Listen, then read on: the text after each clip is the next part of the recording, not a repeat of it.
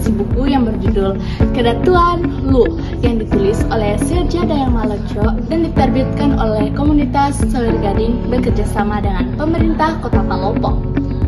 Cetakan pertama buku ini ialah Maret 2004 dan cetakan keduanya Juni 2008. ISBN buku ini ialah 979-983-7200. Tebal halamannya ada 140 halaman.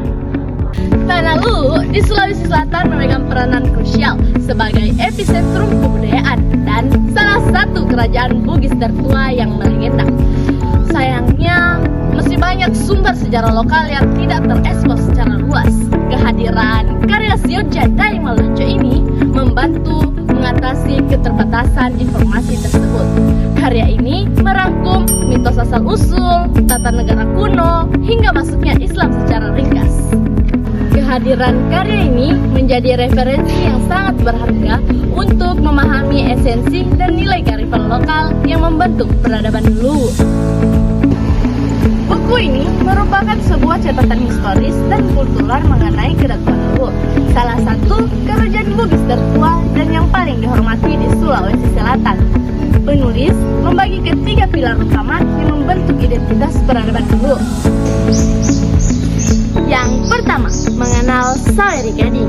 Buku ini dibuka dengan menceritakan kisah ketokohan Sawer Gading yang bersumber dari Surek Galego.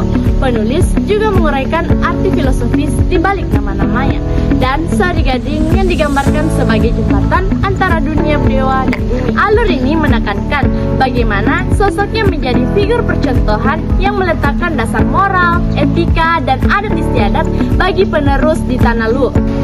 Yang kedua, sistem pemerintahan Kedatuan Lu. Pada bagian ini, fokus cerita beralih pada sistem birokrasi dan hukum tata negara adat Kedatuan Lu purba. Bagian ini memperlihatkan bagaimana hukum adat bekerja secara demokratis dalam mengontrol kekuasaan raja agar tetap berjalan dengan adil. Dan yang ketiga ialah masuknya Islam. Bagian akhir buku ini menceritakan titik paling bersejarah saat Islam masuk ke Tanah Lu yang dibawa oleh ulama Datuk Fatimah.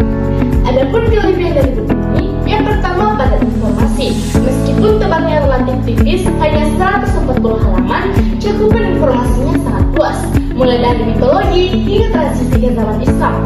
Yang kedua, penyajian bahasa daerah. Pada penggunaan bahasa daerah disertai dengan arti serta makna mendalam, sehingga pembaca yang tidak menguasai bahasa daerah yang digunakan dalam buku ini tetap dapat memahami maksud penulis. Dan yang ketiga, pesan moral yang kuat. Buku ini ditulis oleh tokoh pemerhati adat lokal, sehingga muatan nilai budaya dan perspektif sejarahnya terasa lebih kental dan murni. Dan ya, seperti buku pada umumnya, buku Kedatuan Lu juga memiliki beberapa kekurangan. Yang pertama, terdapat beberapa ejaan yang keliru. Dalam beberapa bagian buku masih ditemukan kesalahan penulis atau ejaan yang kurang tepat. Dan yang kedua, ilustrasi dokumentasi foto kuno pada sampul cenderung memiliki resolusi yang kurang.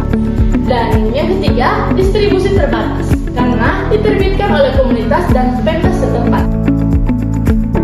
Dan ya, setelah membaca keseluruhan buku ini, saya dapat menyimpulkan bahwa buku karya Sirja Dayang Maloco ini bukan sekadar buku sejarah biasa, melainkan dokumen penting yang merekam identitas dan kearifan lokal di Tanah Lu.